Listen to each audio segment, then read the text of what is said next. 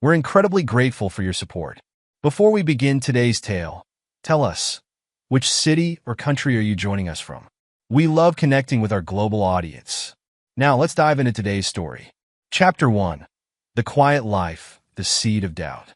Art Jensen gripped the whiteboard marker tightly as he sketched out a timeline of the American Revolution. His students watched intently, some taking notes, others simply absorbing his passionate delivery. Teaching wasn't just a job for him. It was his calling. And that's why Paul Revere's ride became such a pivotal moment. Art explained, his deep voice carrying to the back of the classroom. Any questions? A dozen hands shot up, eager faces looking at him. Art smiled, checking the clock. We got time for 3 questions. Make them count. After class, Art gathered his materials, his mind already drifting to home.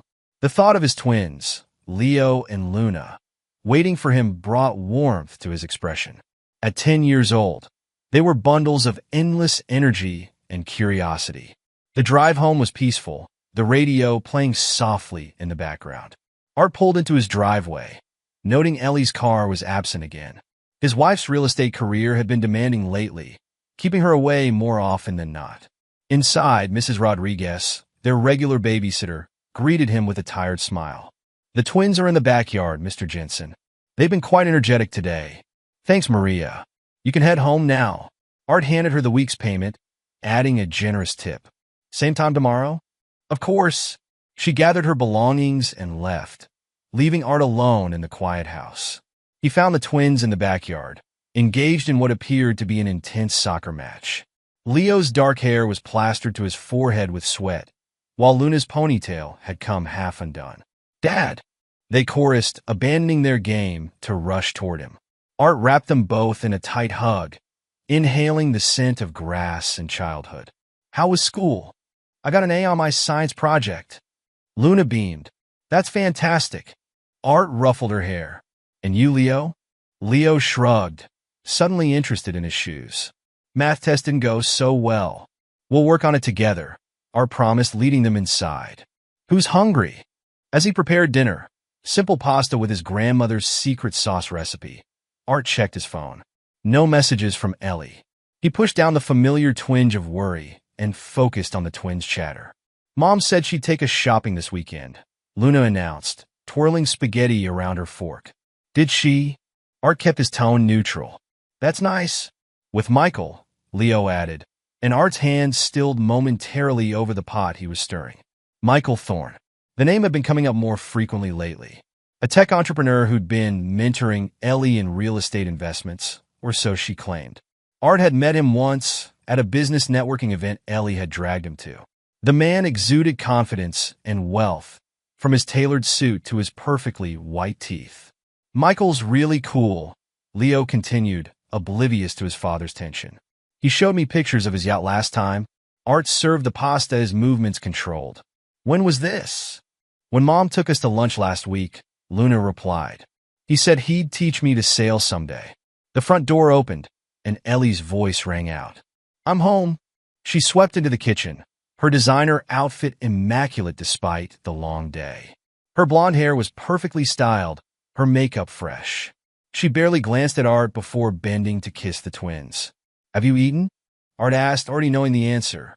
Had a late lunch with clients. She poured herself a glass of wine. The Peterson deal is almost closed. Biggest commission this year. Congratulations. Art watched her take a long sip. The twins mentioned shopping with Michael this weekend. Ellie's green eyes narrowed slightly. Yes, he's helping me look at some investment properties. Thought it would be nice to make a day of it with the kids. I could come along, Art suggested, keeping his voice level. Haven't been involved much in your real estate ventures lately. Don't be silly, Art. You'd be bored to tears. She waved dismissively. Besides, don't you have papers to grade? Before Art could respond, her phone buzzed. She checked it, a small smile playing at her lips. I need to take this. Business call. She left the kitchen, her voice dropping to a whisper as she disappeared upstairs. Art turned back to the twins, who were finishing their dinner. Who wants to help me with dishes? Later that night, after the twins were in bed, Art sat in his study grading papers. The house was quiet except for the occasional murmur of Ellie's voice from their bedroom. Another business call? He thought back to when they'd first met at that college party. Ellie had been magnetic, drawing everyone's attention with her laugh and quick wit. Art had been surprised when she'd chosen to talk to him, the quiet history major who preferred books to parties. They'd built a life together, or so he'd thought. A life built on trust, on shared dreams, on the love they had for their children. But lately, that foundation felt shaky. His phone buzzed, a text from Ellie. Going to bed. Don't stay up too late. Art stared at the message, remembering a time when she would have come to tell him in person, maybe with a kiss goodnight. When had they started living separate lives under the same roof? The next day passed in a blur of classes and faculty meetings. Art returned home to find the house empty except for Mrs. Rodriguez and the twins. Your wife called, Mrs. Rodriguez said, gathering her things. She said she'll be late again. Something about a client emergency. Art nodded, already reaching for his phone. No messages from Ellie. Just a missed call from the school principal about an upcoming parent-teacher conference. He helped the twins with their homework, made dinner, and supervised their bedtime routine. It was nearly midnight when he heard Ellie's car in the driveway. She slipped into the house quietly, but Art was waiting in the kitchen. Client emergency? He asked. Ellie jumped slightly. Art, you startled me. Yes, the Hendersons were being difficult about the closing costs. Funny, I drove by your office today. It was dark. She stiffened. We were meeting at their house. At this hour? Don't start, Art. She rubbed her temples. I'm too tired for an interrogation. I'm not interrogating you, Ellie. I'm trying to understand what's happening to us. Nothing is happening to us. I'm just busy. Success requires sacrifice. You know that. Does it require lying? Her eyes flashed. Excuse me? The twins mentioned lunch with Michael last week. You told me you were showing houses that day. I ran into him while I was out with the kids. It wasn't planned. She turned away, heading for the stairs. I'm going to bed. Art watched her go, his hands clenched at his sides. The lies were getting easier for her, smoother. How long had this been going on? The next few days followed a similar pattern. Ellie was barely home, and when she was distant, distracted. The twins spent more time talking about Michael's promises, trips, gifts, adventures that Art couldn't. Then came the evening that changed everything. Art was walking past the game room when he heard the twins' voices, hushed but clear. Who will you choose when they split? Leo's voice carried through the partially open door. Art froze, his hand gripping the door frame. Obviously Mom's friend Michael, Luna replied. He's buying us that beach house and promised me a Lamborghini for graduation. Mom showed me old photos, Leo added. He's our real dad from their secret relationship before she met Dad. Explains our green eyes. The world didn't tilt. It shattered. Art stood there, unable to move, unable to breathe. The twins' words replayed in his mind, each repetition a fresh stab of betrayal. He looked at his reflection in the glass pane of the door, his brown eyes, so different from the twins' green ones, staring back at him. All these years, he thought those eyes came from Ellie's side of the family. The betrayal wasn't just about Ellie's affair. It wasn't just about Michael's interference in their lives. It was about his entire identity as a father being a lie. Art moved away from the door silently, his mind racing. He went to his study, locked the door, and opened his laptop. With trembling fingers, he began searching for information about Michael Thorne, about paternity laws, about DNA testing. Hours passed. The house grew quiet. Art heard Ellie come home, heard her moving around upstairs. He didn't join her. He couldn't face her, not yet. Not until he had processed this revelation. Dawn found him still in his study, his eyes red but dry. He had made his decision. There would be no confrontation, no dramatic scene. That wasn't his style, but there would be consequences. Art Jensen, the quiet history teacher who valued loyalty above all else, felt something harden inside him. The man who had built his life around forgiveness and understanding was gone. In his place was someone else, someone who would make them all pay for their betrayal. Chapter 2. The Unraveling Truth, the Silent Departure. The digital clock on Art's nightstand blinked 2:45 a.m. He moved through the darkness of his bedroom with quiet purpose, gathering essentials into a duffel bag. Each item was chosen with careful consideration: clothes, toiletries, important documents. Ellie slept soundly, unaware of his movements. Her phone buzzed on her nightstand, the screen illuminating briefly. Another late-night message from Michael, no doubt. Art resisted the urge to check it. He didn't need more confirmation of her betrayal. In his study, he opened the safe hidden behind his grandmother's portrait. Inside was the photo album he'd maintained since the twins were born. He removed it carefully, running his fingers over the cover. Inside were memories. First steps, birthday parties, school plays, all captured in photographs that now felt like evidence of an elaborate deception. He paused at a photo from the twins' 5th birthday. They were beaming at the camera, their green eyes, Michael's eyes, sparkling with joy. Art had always thought they got those eyes from Ellie's father. Another lie in a life built on lies. In the kitchen, he wrote his note. Simple, direct. I need some time. No explanations, no accusations. Let them wonder. Let them worry. The twins' rooms were his last stop. He stood in their doorways, watching them sleep. Despite everything, his love for them hadn't diminished. If anything, it had grown fiercer, more protective. They were victims too, manipulated by their mother's lies and Michael's false promises. Luna stirred in her sleep, mumbling something about a beach house. Art's jaw clenched.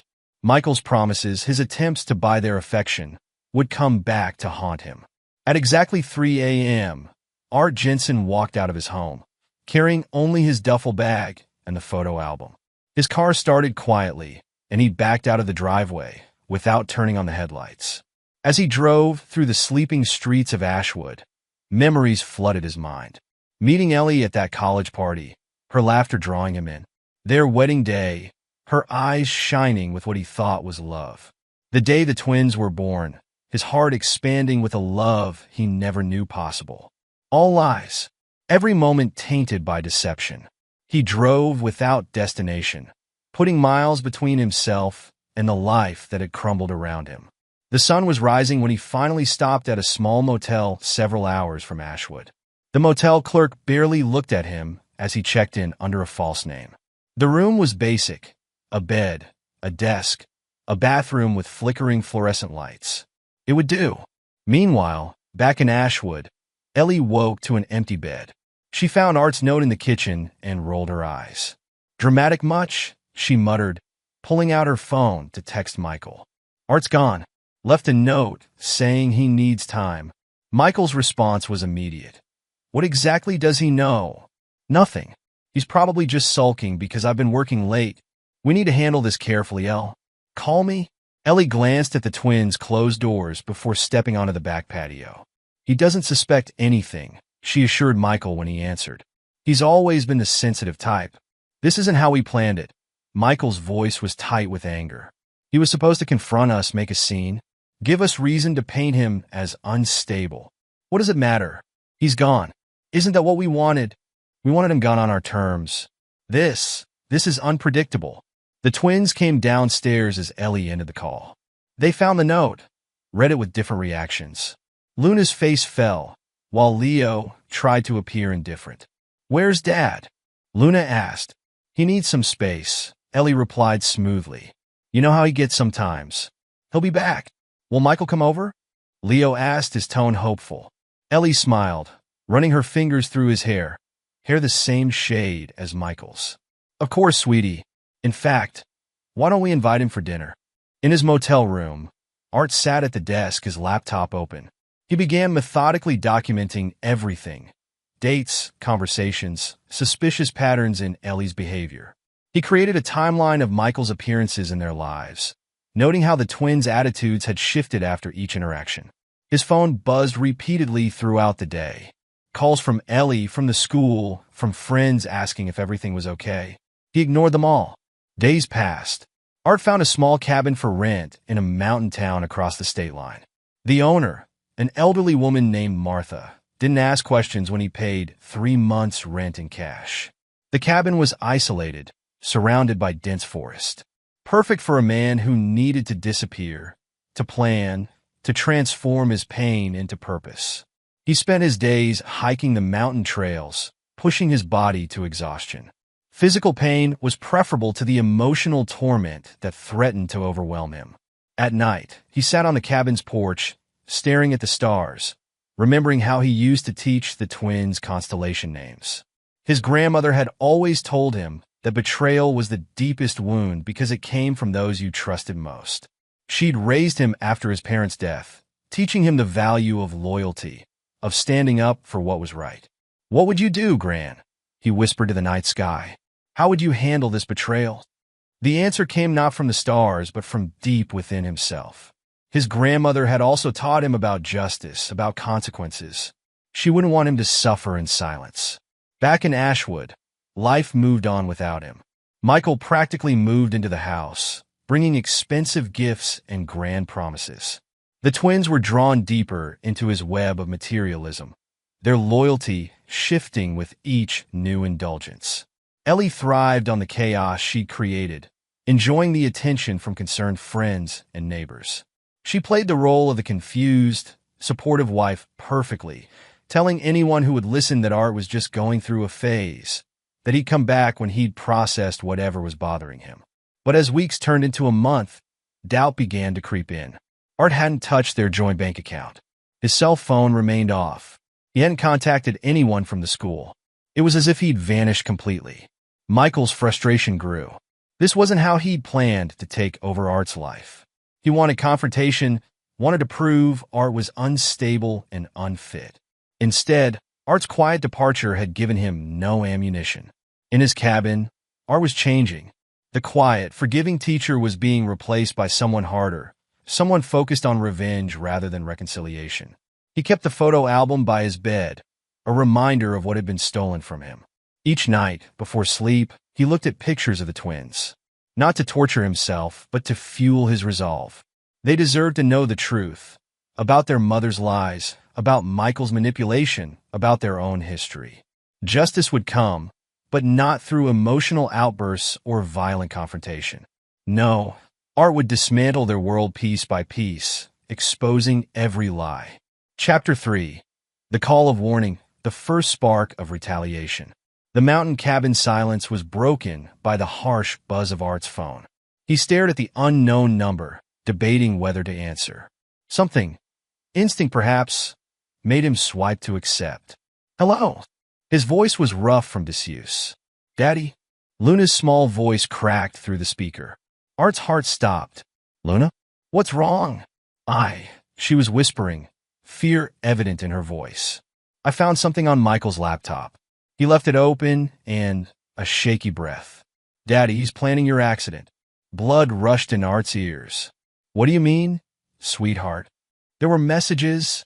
Luna's voice trembled. "He wants to hurt you. Make it look like..." A sob broke through. "Like an accident." In the background, Art heard a door slam. Luna gasped. "I have to go." The line went dead. Art sat motionless, the phone still pressed to his ear. The revelation crystallized something inside him, a transformation from victim to adversary. He moved to his laptop with deliberate precision. Michael Thorne wanted to orchestrate an accident? He'd learned what it meant to make an enemy of a man with nothing left to lose. The laptop hummed to life. Art's fingers flew across the keyboard, creating new email accounts, establishing anonymous profiles. His browser history filled with searches about Michael Thorne's business empire, his associates, his weaknesses. Public records revealed a pattern of suspicious business dealings. Companies that appeared and disappeared too quickly. Investments that seemed too good to be true. Art documented everything, building a digital arsenal. His phone buzzed again, Ellie this time.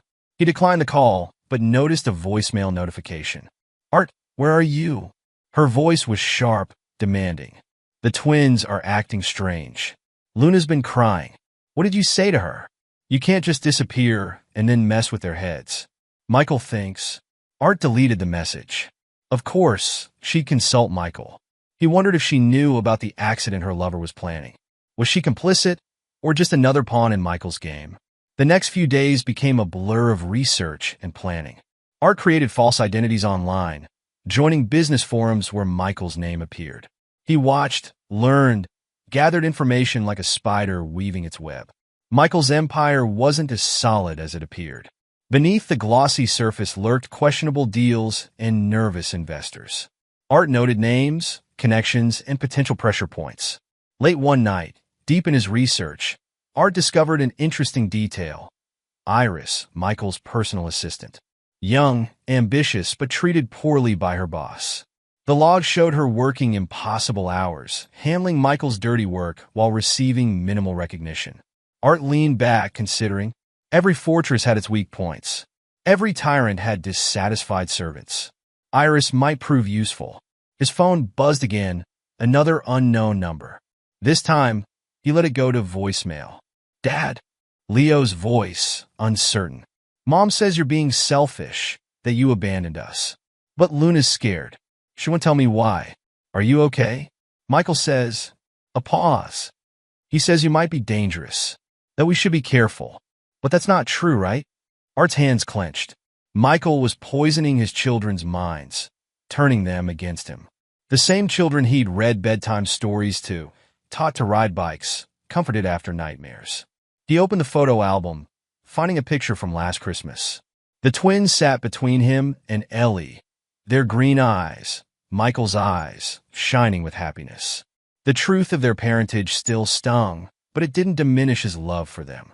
If anything, it strengthened his resolve to protect them from the lies surrounding their lives. His laptop pinged, another forum notification. Michael was hosting a business seminar next week, showcasing his latest investment opportunity. Art read the details carefully, noting the prominent investors scheduled to attend. Perfect timing. He began composing emails, anonymous tips about Michael's business practices, carefully worded concerns about investment safety. Each message was crafted to raise doubts without appearing malicious. A text from Ellie interrupted his work. The school board wants to know if you're coming back. They need an answer by Friday. Art ignored it. His teaching career seemed like a lifetime ago, belonging to a different man. The quiet, forgiving teacher was gone. In his place was someone focused, dangerous, someone who would make Michael Thorne regret ever targeting him. Luna's warning about the planned accident had changed everything. This wasn't just about revenge anymore. It was about survival. He spent the night creating more online aliases, each designed to infiltrate different aspects of Michael's world. Business forums, investment groups, social circles. Art would be everywhere and nowhere, gathering intelligence, waiting for the right moment to strike. Dawn found him still at his laptop, his eyes red but focused. The first phase of his plan was ready. Michael thought he was orchestrating Art's accident.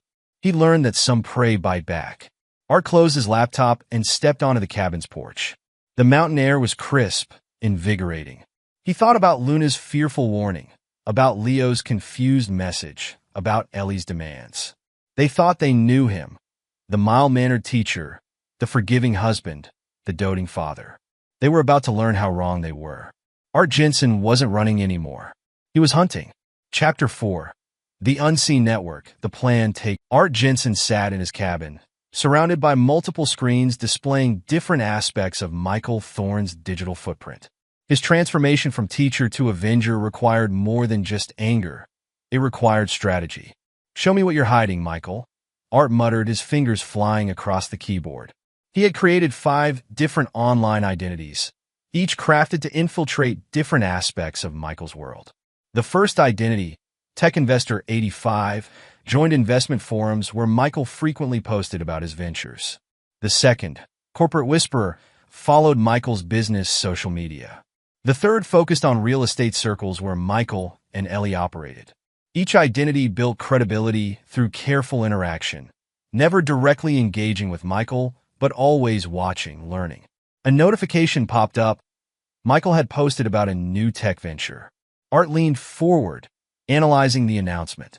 Thrilled to announce Thorntech's latest innovation in blockchain security. Join our exclusive investor briefing next month. Limited spots available. Art pulled up public records of Thorntech's previous ventures. A pattern emerged.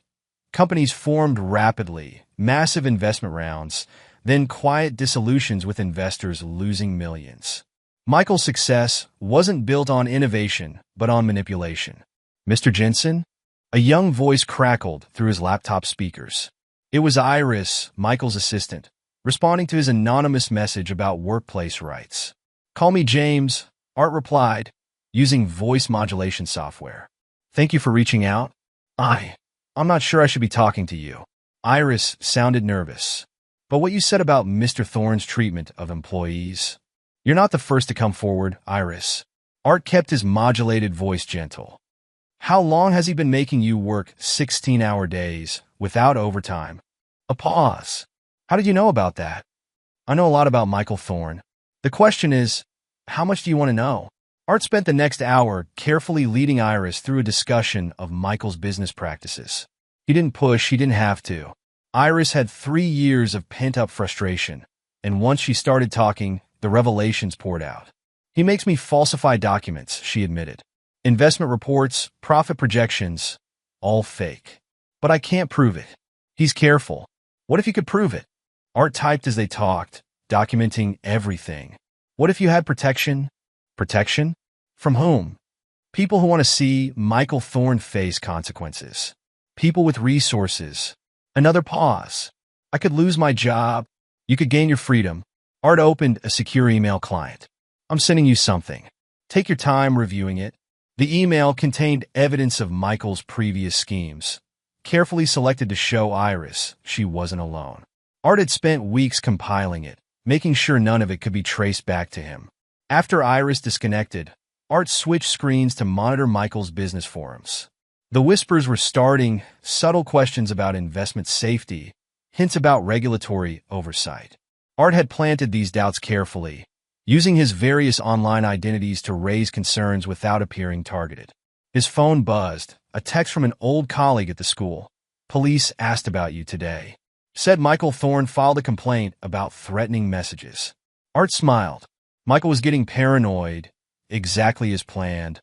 He switched to another screen, where he monitored Michael's public activities through social media. The man projected confidence, but Art had learned to read between the lines. Michael's recent posts showed signs of stress, more frequent updates, defensive responses to innocent questions. A new email arrived from one of Art's contacts in the financial sector. "That tip about Thorntech's blockchain project? You were right. The technology doesn't exist. It's all smoke and mirrors." Art added this information to his growing database. He had files on everything: Michael's business dealings, his personal life, his connections. But more importantly, he had files on Michael's enemies, people who'd love to see him fall. Another notification. Iris had responded to his email. "I have more documents. Things I've been keeping just in case. When can we talk?" "Tomorrow," Art replied. Same time, same secure line. He leaned back, surveying his work. Multiple screens showed different aspects of his plan: financial records, social media feeds, forum discussions, email chains. Each piece was a weapon, carefully crafted and positioned. A message from one of his investment forum aliases caught his attention. Someone claiming to be a former Thorntech employee wanted to share information. Art vetted the source carefully. This could be Michael trying to trace the source of his troubles. The cabin silence was broken by an incoming call. Unknown number. "Dad?" Leo's voice. "Mom's acting weird. She and Michael had a huge fight about money. Are you coming back?" Art's hand tightened on the phone. "Leo, are you safe?" Michael's different now. He's not fun anymore. He yells a lot. Tell me about the fight." He said something about investors pulling out. Mom said he promised her security, not chaos. Leo's voice dropped. She threw a glass at him. Art made a note to accelerate his timeline. The pressure was working. Michael was cracking. But he needed to ensure the twins' safety. "Leo, listen carefully. If you ever feel unsafe, call this number. Anytime, day or night. Promise me?" "I promise." "Dad, Luna misses you. She cries sometimes when Mom's not looking." The words cut deep, but Art remained focused. "I miss you both. Stay strong, son. Things will change soon." After the call ended, Art returned to his screens with renewed purpose. Michael had tried to steal his life, his children. Now Art would dismantle Michael's life, piece by piece. He opened a new document and began typing. Phase 1, information gathering complete. Phase 2, network infiltration complete. Phase 3. Reputation destruction. Initiating. A new message from Iris popped up. Meeting tomorrow night. All department heads. They're nervous about the blockchain project. Mr. Thorne is promising impossible returns. Art smiled. Perfect timing. He spent the next hours crafting messages to be released during the meeting. Subtle hints of financial irregularities, whispers of regulatory investigation, carefully worded concerns about investment security. Each message would come from a different source, each adding to the growing storm of doubt surrounding Michael Thorne. His phone buzzed again, another text from his school colleague. Michael was here again, asking questions. He seemed scared. Art, what did you do? Nothing, Art typed back.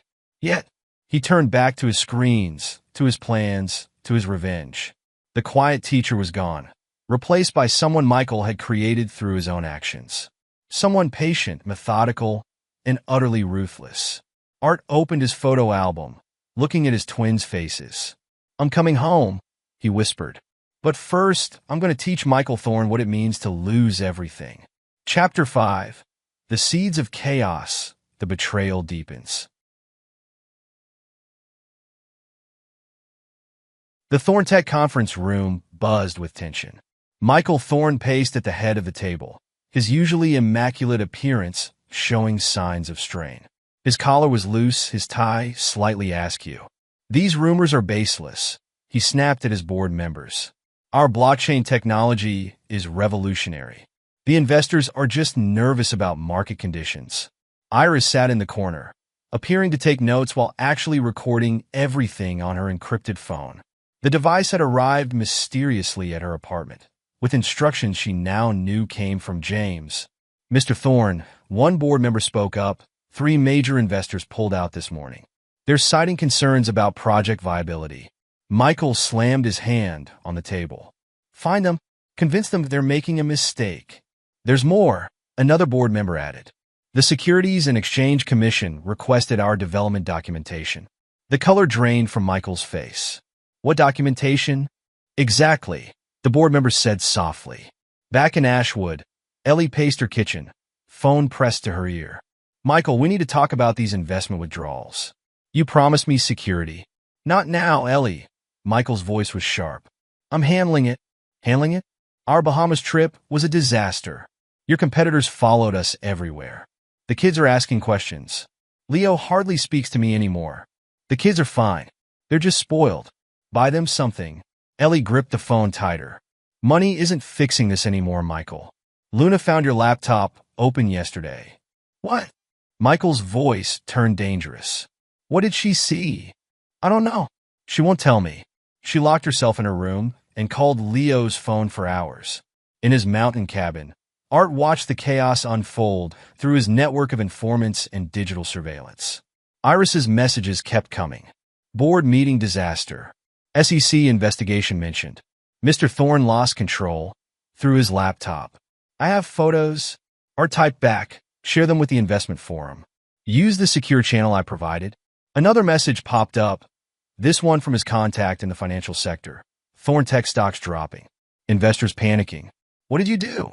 I showed them the truth, Art replied. Keep watching. He switched screens to monitor Michael's business forums. The photos from the board meeting were spreading. Michael Thorne, the composed business titan, red-faced and violent. The comments were brutal. Is this the man we trusted with millions? My retirement fund? Gone? SEC investigation? I'm calling my lawyer. Art's phone buzzed. Luna's number. Dad. Her voice was quiet. Something's wrong with Michael. He came to the house last night, really late. He and Mom were fighting about money and other things. What other things, sweetheart? I heard Mom say something about fake documents and lies. Michael grabbed her arm really hard. Leo tried to stop him, but Art's hand tightened on the phone. Did he hurt Leo? No, but he pushed him away. Dad, we're scared. Mom's been crying in her room all day. Listen carefully, Luna. Pack a small bag. You and Leo both. Keep it hidden but ready. If things get worse, go to Mrs. Rodriguez next door. Understand? Yes. Dad, I'm sorry we believed Michael's lies about being our real father. Mom showed us the old photos, but we'll talk about everything soon. Art promised. Stay safe. Watch out for your brother. After the call, Art's fingers flew across his keyboard with renewed urgency. He logged into his anonymous email account and composed a message to his contact in law enforcement. Domestic disturbance reported at Thorn residence. Witnesses report physical altercation with minors present. He CC'd his contact in the local news. Another message from Iris. Mr. Thorn demanded I delete all records of the blockchain project. I made copies first. Security footage shows him destroying documents in his office. Perfect, Art replied. Send everything to the address I gave you. Then take the rest of the day off. You don't want to be here for what happens next. Art opened his secure browser and logged into the whistleblower portal he'd discovered in his research. Time to let the SEC know about Thorntech's document destruction. His phone buzzed again, Ellie this time. He let it go to voicemail. Art, please. Her voice was desperate. Michael's lost it. The investments are gone. He's talking about leaving the country. The twins are terrified. I know I messed up, but please, call me back. Art deleted the message. Ellie had made her choices. Now she would face the consequences. He checked his other screens.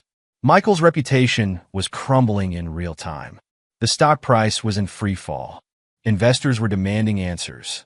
The SEC investigation was making headlines. A new email arrived from one of his forum aliases, someone claiming to have proof of Michael's previous frauds. Art verified the information carefully. It was genuine and damaging. He crafted another anonymous tip, this time to a major financial newspaper. Thorntech CEO Michael Thorn. A history of fraud. The piece would run tomorrow morning. By then, the SEC would have the whistleblower documents.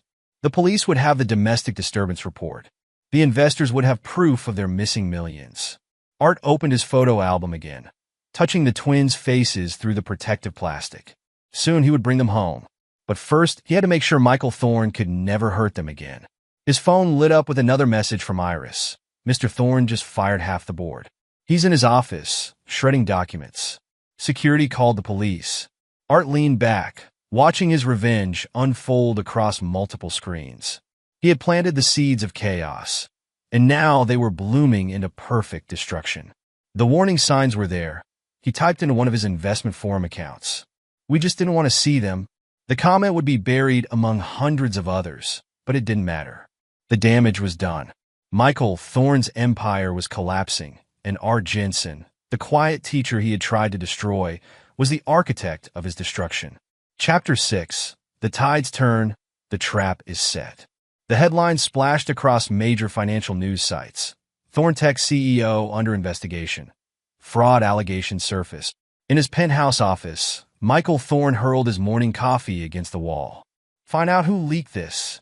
Now! Iris pretended to make calls while secretly forwarding more documents to her anonymous contact. The evidence of fraud was overwhelming. Fabricated technical specifications, inflated user numbers, non-existent partnerships. Sir, she ventured, the SEC investigators are in the lobby. Michael yanked his tie loose. Stall them. I need time to... To what?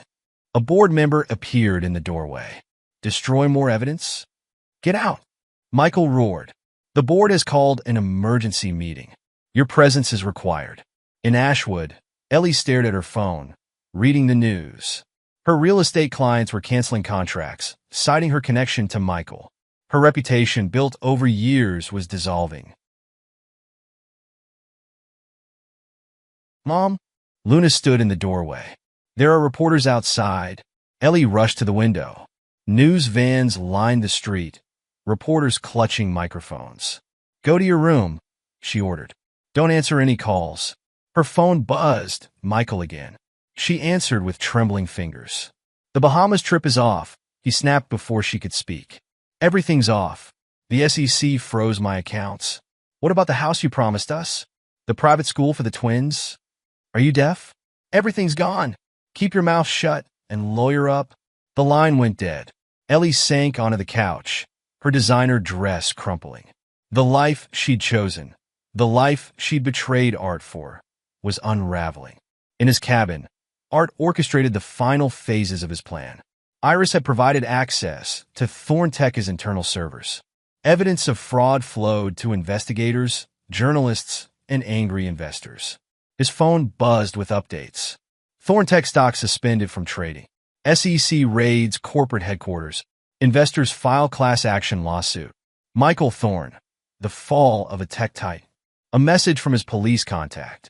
Domestic disturbance call worked. Thorn's got a restraining order now. Can't go near your kids. Art allowed himself a small smile. The trap had worked perfectly. Michael's desperation had made him violent, and now he couldn't legally approach the twins. His secure line blinked. Iris again. He's coming apart, she reported, screaming about conspiracies threatening everyone. Security had to escort 3 board members out. Are you safe? Art asked. Yes. Following your instructions. All evidence backed up and sent to authorities. Good. Get out now. What happens next isn't something you want to witness. Art switched screens to monitor the business forums. His various online identities had spent weeks building credibility. Now they led the chorus of outrage. Tech Investor 85. Entire blockchain project was vapor. No actual technology. Corporate whisperer. Sources say SEC investigation going criminal. Finance Watch. Multiple overseas accounts discovered. Tax fraud implications. His phone lit up. Leo's number. Dad? The reporters won't leave. Mom's crying in her room. Michael keeps calling, but she won't answer. Are you and Luna okay? Yeah. We packed bags like you said. Mrs. Rodriguez brought us dinner. She says we can stay with her if things get bad. Good? Stay together.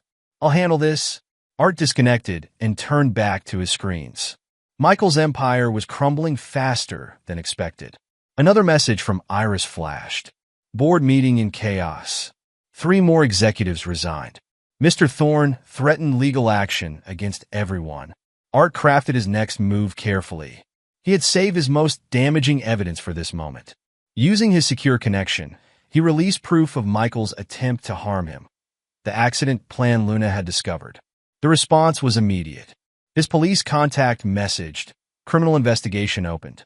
Attempted murder charges possible. In his penthouse office, Michael Thorn faced his remaining board members. Their faces showed no sympathy. The vote is unanimous, the chairman announced. You're out, Michael. Security will escort you from the building. You can't do this. Michael lunged forward. This company is mine. 2 security guards appeared. Sir, please come with us. Who's behind this? Michael's face contorted. Someone orchestrated this. Someone. His phone buzzed. Unknown number. Hello, Michael. Art's voice, digitally altered, was cold. Enjoying your fall. Who is this? Someone who knows everything. Your frauds. Your schemes. Your plans for accidents. Michael's face went pale. Art. But the line was already dead. Ellie sat in her empty kitchen, scanning news articles about Michael's downfall. Her own phone hadn't stopped ringing, clients canceling contracts, friends distancing themselves, reporters seeking comments. She jumped at a knock on the door. 2 stern-faced detectives stood outside. Mrs. Jensen? We need to ask you some questions about Michael Thorn's business practices and your involvement in them. In his cabin, Art watched the final pieces fall into place. His revenge wasn't just about destroying Michael's business. It was about exposing every lie, every scheme, every betrayal. His phone lit up with message after message. Michael Thorn escorted from Thorn Tech building. SEC expands investigation to overseas accounts. Class action lawsuit filed by investors. Criminal probe opened into murder-for-hire allegations. A final message from Iris. It's done. He's finished. Thank you for showing me the truth. Art closed his laptops one by one. The trap had sprung perfectly. Michael Thorn's empire lay in ruins, his reputation destroyed, his freedom in jeopardy. Ellie's carefully constructed world of luxury and lies was collapsing. He picked up his photo album, looking at his twins' faces. Phase 2 was complete. The storm he had gathered had broken with perfect fury. Now it was time for the final act. Time to go home. Chapter 7. The public unveiling, the final blow. Michael Thorn's face filled news screens across the country. The headline beneath read, Tech CEO exposed. Years of fraud revealed. In his penthouse apartment, Michael hurled his remote at the TV. Turn it off. All of it. His lawyer, seated across from him, remained calm. Mr. Thorn, We need to discuss damage control. Damage control? Michael yanked open his desk drawer, pulling out a bottle of scotch. My company's gone. The SSC's breathing down my neck. What's left to control? Your freedom. The lawyer pushed a stack of documents forward. These allegations of attempted murder. Lies.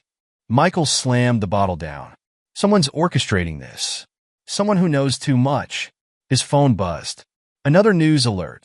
Thorntech investigation expands. CEO's criminal past exposed. In her Ashwood home, Ellie Jensen stared at her own phone, reading message after message from former clients canceling contracts. Mrs. Jensen, in light of recent revelations, given your connection to the Thorntech scandal, will be seeking alternate representation. The doorbell rang. 2 reporters stood on her doorstep, microphones ready. Mrs. Jensen, can you comment on your involvement in Michael Thorne's fraud scheme? What about the allegations of conspiracy to harm your husband? Ellie slammed the door, hands shaking. Her phone buzzed again. Her broker. Ellie, the luxury listings are pulling out. Nobody wants their property associated with. Well, you understand? In his mountain cabin, Art watched the chaos unfold across multiple screens. Each revelation was precisely timed, each piece of evidence strategically released for maximum impact. His secure line blinked. Iris's final report. SEC agents just left with boxes of documents. Mr. Thorne tried destroying some, but I'd already made copies. They're asking about offshore accounts. Good work, Art replied. You'll find your safety net in place. New identity, new job, just as promised. He switched screens to monitor the financial fallout. Thorntech stock was worthless. Michael's personal assets were frozen. The empire built on lies was crumbling. A message from his police contact. DA's office reviewing evidence. Arrest warrant likely within 48 hours. Art opened a new browser window and typed, "Send it." Across the internet, emails began flowing to journalists. Private messages between Michael and Ellie discussing their plans. Evidence of fraud in her real estate dealings. Proof of their conspiracy. His phone rang, Leo's number. Dad. His son's voice was different now, older somehow. There are reporters everywhere. Mom's crying in her office. Is it true? About her and Michael? Yes. Art's voice was firm but gentle. I'm sorry you had to find out this way. Luna found the old photos Mom showed us. They were fake, photoshopped. Michael's not. He's not our real dad, is he? No, son. He's not. Silence, then. We should have known. You taught us better than to believe lies. In her home office, Ellie scrolled through the exposed messages, her face pale. Each one was damning. Discussions of fraud, plans to take Art's money, schemes to turn the twins against him. Her phone buzzed. Michael, you need to deny everything.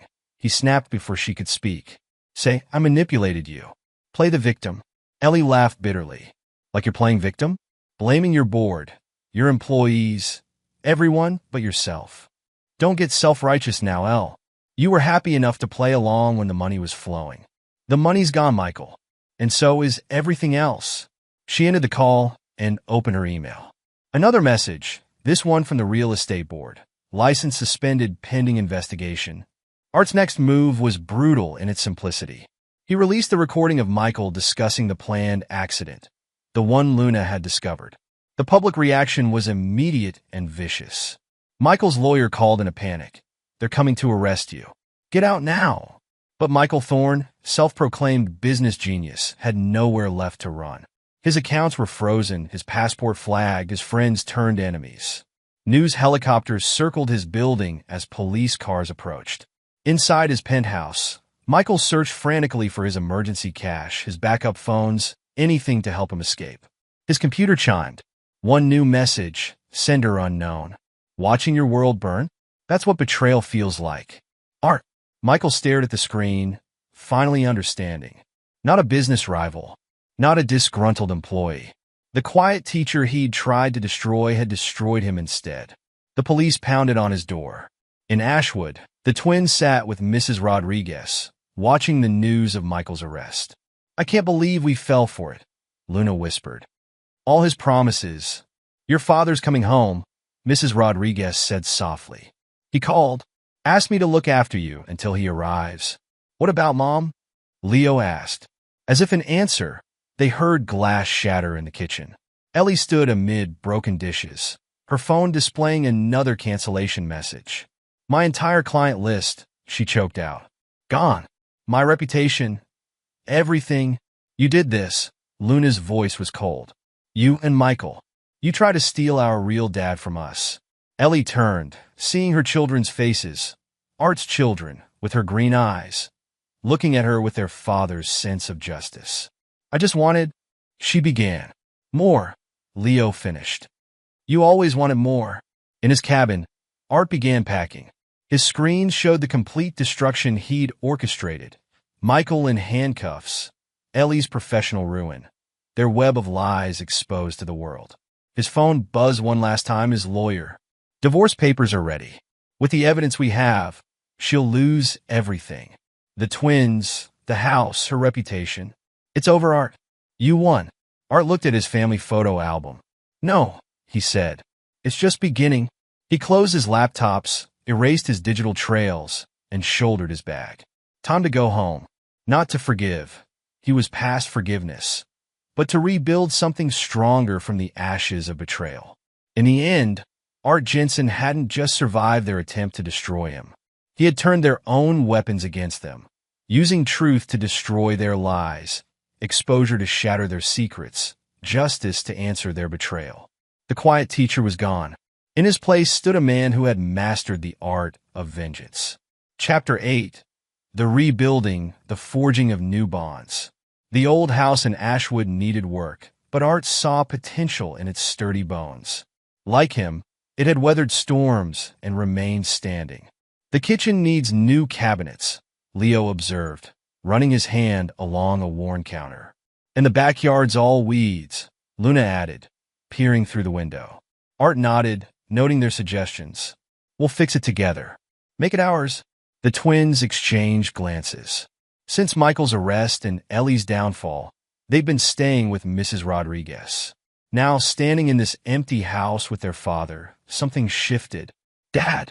Luna's voice was hesitant. Those things we said when we thought Michael was... The past is past, Art cut in firmly. We focus on now. On rebuilding. He pulled out a notebook. First priority, your rooms. You choose the colors, the furniture. This is your home too. Leo smiled, a real smile, not the fake ones he'd worn during Michael's reign. Can we paint this weekend? We can start today. Art checked his watch. Hardware stores still open. As they drove, the twins talked more freely than they had in months. About school, about their friends, about their feelings. Everyone at school knows, Luna said quietly. About Mom and Michael. About what they did to you. Art's hands tightened on the steering wheel. How are you handling it? Better than Mom, Leo replied. She tried picking us up from school yesterday. Principal wouldn't let her. The restraining order, Art nodded. That stays in place until the court hearing. At the hardware store, they fill their cart with supplies. Paint, brushes, cleaning materials. Tools for rebuilding more than just a house. Remember when you taught us to build that tree house? Luna asked, examining paint swatches. Before everything? You were both terrible at hammering, Art smiled. But you never gave up. Like you, Leo said softly. You never gave up on us. Even when we chose money and lies? Art finished. You were kids. They manipulated you. But you saw through it in the end. Back at the house, they worked together. Cleaning, painting, planning. Art watched his children rediscover themselves, shed the artificial personas Michael's influence had created. His phone buzzed occasionally, updates about Michael's prosecution, Ellie's professional collapse, the ongoing investigations. He checked them briefly, noting each victory, but his focus remained on his children. Dad! Luna called from upstairs. Can you help me with this wall? He found her staring at her old room's pink walls. Ellie's choice, not Luna's. I want blue, she declared. Like the mountain sky where you stayed. Where you planned to save us. Art opened the paint can. You saved yourselves. You saw the truth. After almost losing you. She gripped her paintbrush. I heard Mom on the phone once, agreeing to Michael's plan. She knew he wanted to hurt you. And you warned me. Art began painting, steady strokes covering the pink. In the next room, Leo was already painting, his strokes aggressive. I hate them, he muttered as Art passed. For lying. For trying to buy us. Hate's a waste, Art replied. Focus on building something better. Days passed. The house transformed, room by room. Art enrolled the twins in therapy, watching them process their trauma, their anger, their guilt. His lawyer called with updates. Ellie's contesting nothing. She knows she'll lose. The evidence is overwhelming. The twins, full custody to you. Her supervised visits depend on their choice. Art shared this with the children over dinner. Pizza on paper plates in their half-finished kitchen. Do we have to see her? Luna asked. Your choice, Art assured them. Always your choice now. Leo pushed his plate away. She keeps texting, saying she's sorry. She made a mistake. Several mistakes, Luna corrected. Big ones. Art watched them. These children who'd grown so much through pain. What do you want? This, Leo gestured around. Our real family. No lies. Luna nodded. She chose Michael. Chose money and status over us. Over you. And now we choose truth, Luna said firmly. Like you taught us? The house slowly became a home. Art returned to teaching, his students and colleagues welcoming him back with respect, not pity. They'd seen the news, seen how he'd turned victimhood into victory. The twins rebuilt their lives too. Their grades improved. They made new friends, real friends, not the privileged circle Michael had pushed them toward. One evening, Art found them in the newly finished living room, looking at the old photo album he'd taken when he left. You kept it. Luna touched a photo gently. All this time, it reminded me what I was fighting for. Leo pointed to a Christmas photo. Mom said these were fake. That Michael was our real dad. And you believe that? Art kept his voice neutral. We wanted the things he promised, Luna admitted. The beach house, the cars. The love had a price tag, Leo added bitterly. Art sat between them. Real love doesn't. They looked through more photos, birthdays, school plays, family vacations. Simple moments that held more value than all of Michael's hollow promises. Dad! Luna looked up. Are you ever going to forgive them? Art's expression hardened. No, but I won't let their betrayal poison our future. Good, Leo said firmly. They don't deserve forgiveness. The doorbell rang. Mrs. Rodriguez with a homemade dinner. She'd become part of their rebuilding, a reminder that some people's loyalty never wavered. As they ate, Art watched his children. They were healing, growing stronger. The twins who had once parroted Michael's materialistic values now spoke of integrity, of truth, of real family bonds. His phone buzzed, another news alert about Michael's case. Another detail of corruption exposed. Another piece of Ellie's carefully constructed world crumbling. Art silenced the phone. His revenge was complete. Now was the time for rebuilding, for strengthening the bonds that betrayal had tested but failed to break. The quiet teacher hadn't just survived. He'd taught his children the most important lesson of all. That truth, however painful, was stronger than any lie. Chapter 9. The Quiet Victory, the Legacy of Truth. Michael Thorne's sentencing hearing packed the courtroom. Art sat in the back, watching his former rival's final defeat. The judge's voice was stern. The evidence of fraud is overwhelming. More disturbing are the allegations of conspiracy to commit murder. Michael stood in his prison jumpsuit, his designer's suits and arrogance stripped away. He scanned the courtroom, finally spotting Art. Their eyes met. Art's expression remained neutral, but his eyes held steel. He'd promised to destroy Michael Thorne, and he had delivered. 20 years, the judge announced. No possibility of parole for 15. Outside the courthouse, reporters swarmed. Mr. Jensen, how does it feel to see justice served? Any comment on Michael Thorne's sentence? What about your ex-wife's involvement? Art faced them calmly. Justice speaks for itself. Excuse me? He drove to his real estate attorney's office, where Ellie waited to sign the final divorce papers. She looked smaller somehow, her designer clothes replaced by simple blouse and slacks. Art, she began. He held up his hand. Sign. The children are healing. No thanks to you. Ellie's hand trembled as she signed. I never meant. To get caught? Art's voice was cold.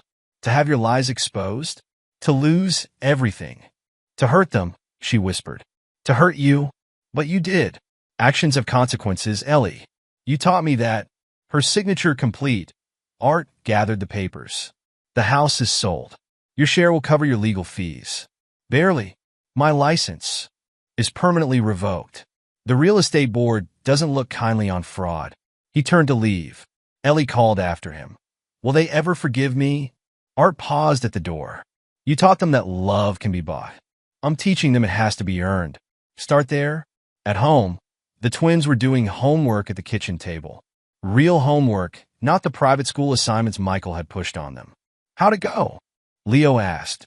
20 years, Art replied, starting dinner preparations. Your mother signed the papers. Luna looked up. Did she ask about us? Yes. I told her forgiveness has to be earned. Can it be?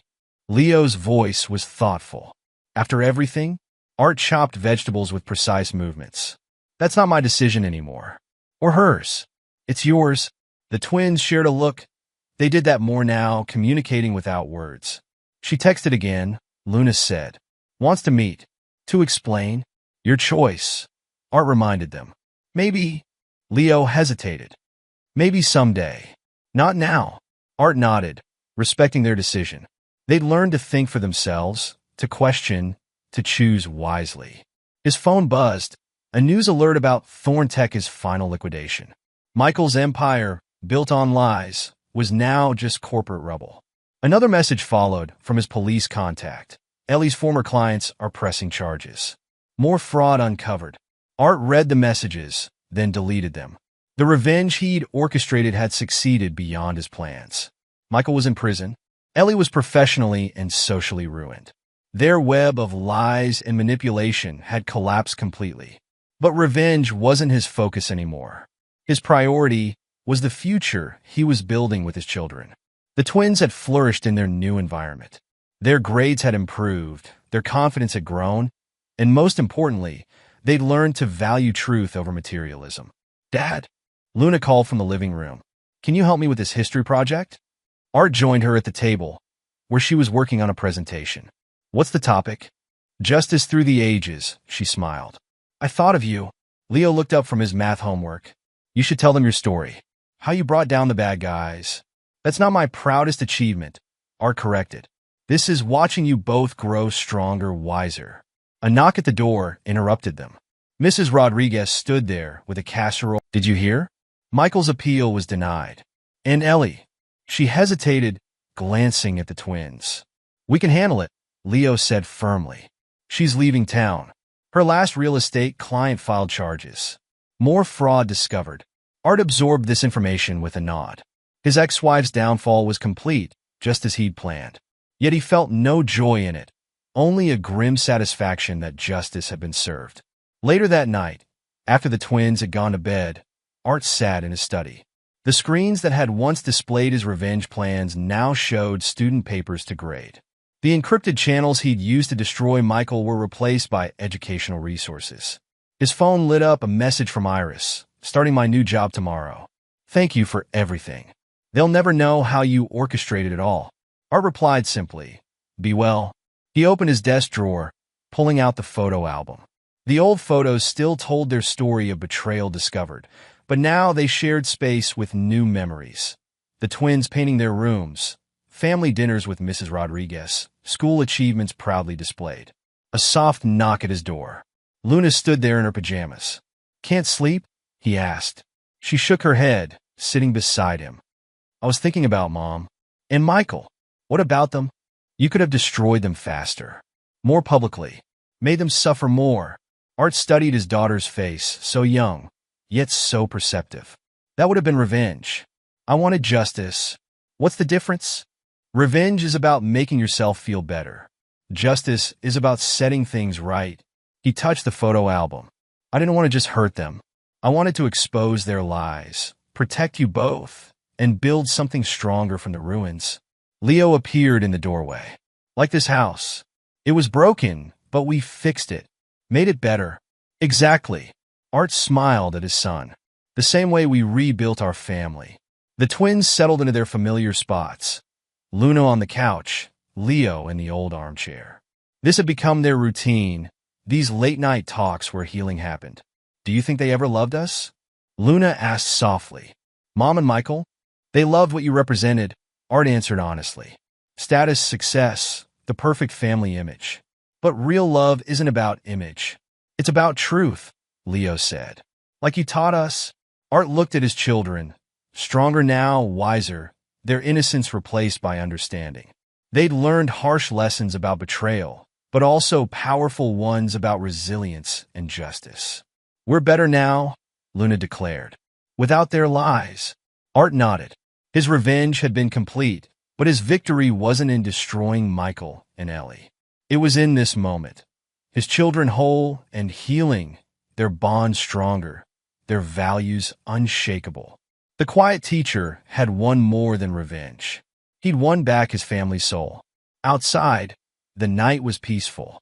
Inside, in this home rebuilt from betrayal's ashes, truth had triumphed. Not with violence or cruelty, but with the patient, relentless exposure of lies. Art Jensen had transformed from victim to victor, from betrayed husband to avenging force. But his greatest transformation was from a man consumed by revenge to a father who taught his children the ultimate lesson, that justice, pursued with unwavering determination, could heal even the deepest wounds. The story of Michael's downfall would fade. Ellie's disgrace would become yesterday's news. But the legacy Art built, a home where truth prevailed, where love wasn't bought but earned, where strength grew from adversity, would endure. In the end, that was his truest victory. Epilogue. A decade later, Art Jensen stood at the podium, addressing the graduating class of Ashwood High School. At 50, his hair showed touches of gray, but his presence commanded respect. "Truth," he began, scanning the faces before him, "isn't just a concept. It's a foundation. 10 years ago, I learned that lesson the hard way." In the front row, Leo and Luna Jensen, now 20, exchanged knowing glances. They'd grown into impressive young adults. Leo's dark hair and serious expression mirrored his father's, while Luna had inherited her mother's features but none of her deception. "You're valedictorian," Art continued, gesturing to Luna, "once asked me the difference between revenge and justice. Today, she graduates with honors, heading to law school to fight for those who need truth on their side." Luna touched the acceptance letter in her pocket from Harvard Law. Her application essay about family betrayal and redemption had captured the admissions board's attention. Leo, seated beside her, adjusted his own graduation robes. He'd chosen a different path, pursuing computer science with a focus on cybersecurity. His father's methodical dismantling of Michael's empire had taught him the power of digital warfare. After the ceremony, they gathered at their home, the house they'd rebuilt together. Mrs. Rodriguez, now in her 70s but still sharp, brought her famous paella. 10 years, she mused, helping Luna set the table. "Remember when you first moved in? Such broken spirits. Now look at us." Leo grinned, carrying in drinks. "Dad's the new principal, Luna's going to Harvard, and I'm heading to MIT. Art watched his children, no longer the confused 10-year-olds who believed Michael's lies. They'd grown into adults who understood the value of truth and loyalty. His phone buzzed, a news alert about Michael Thorne.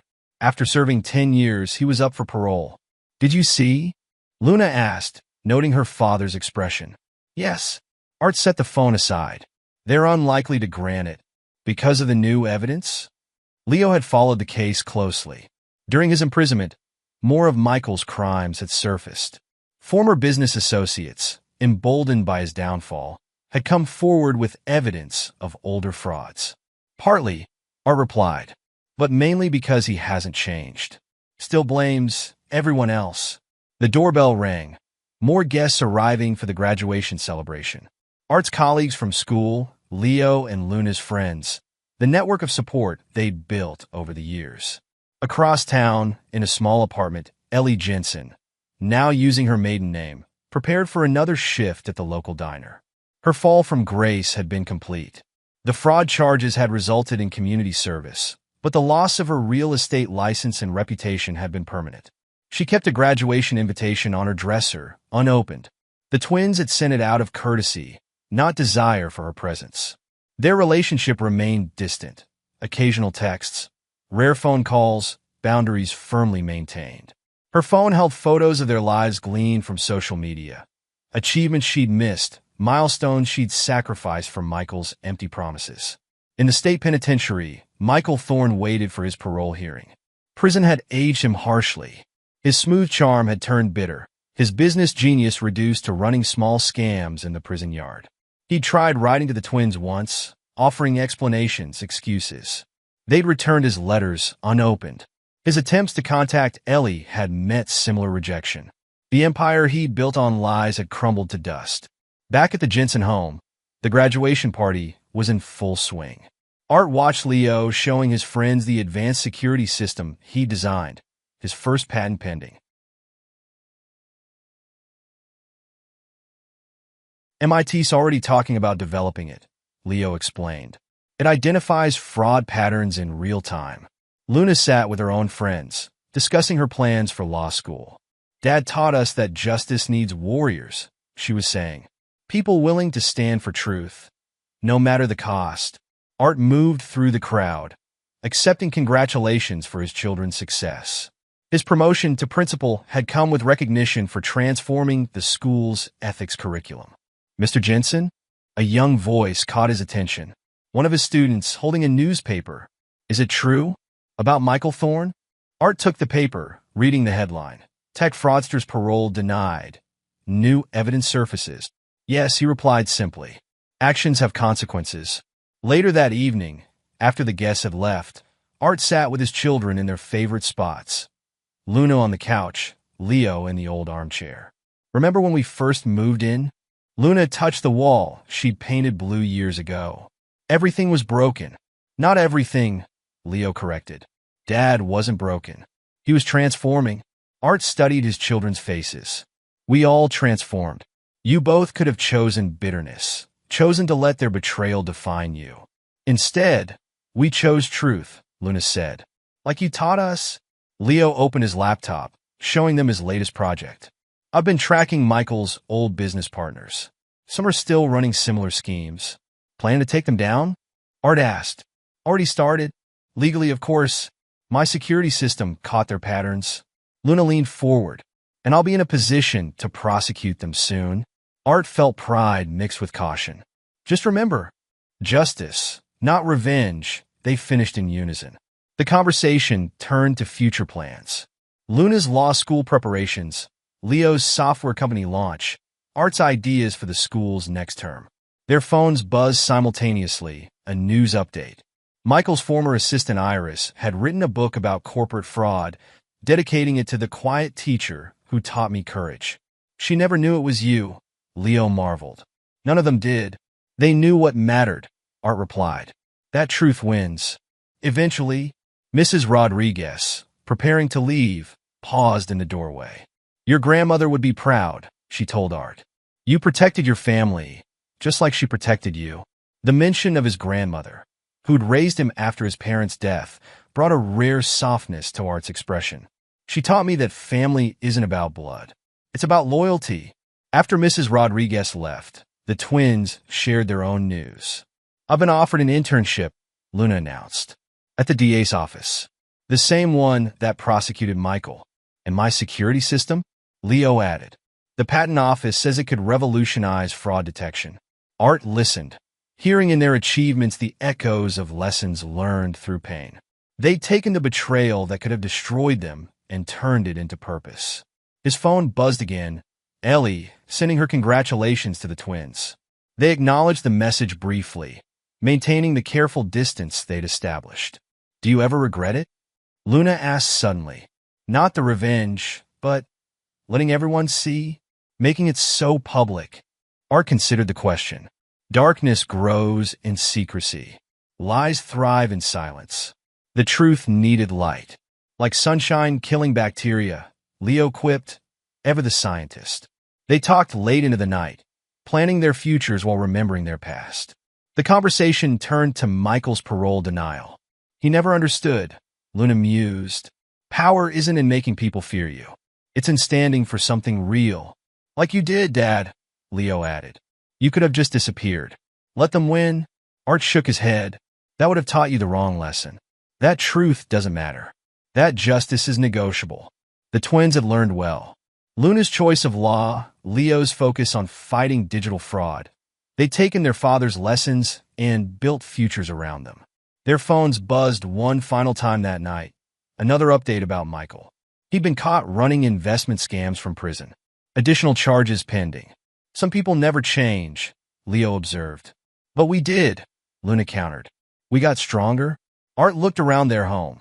The house they'd rebuilt. The life they'd reconstructed from betrayal's ashes. The quiet teacher had become a warrior for truth.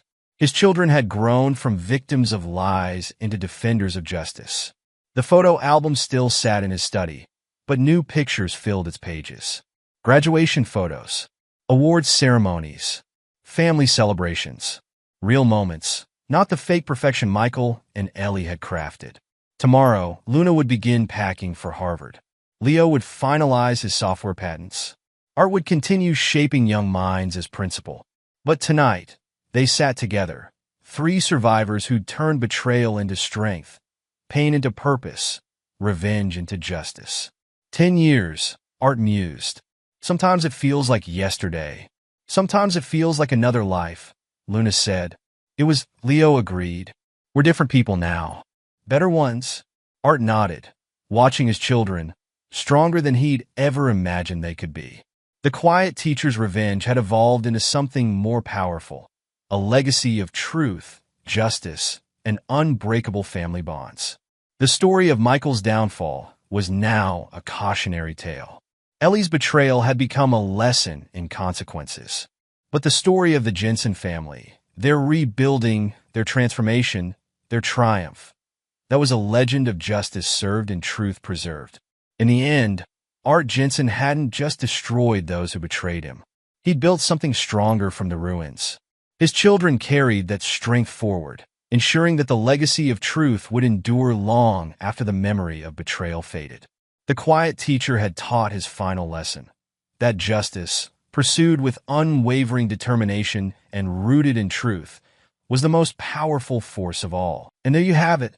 Another story comes to an end. What did you think? I'd love to hear your thoughts in the comments below. If you enjoy this story, consider joining our community by subscribing. It means the world to us. For more stories like this one, check out the recommended videos on screen, and I'll see you there.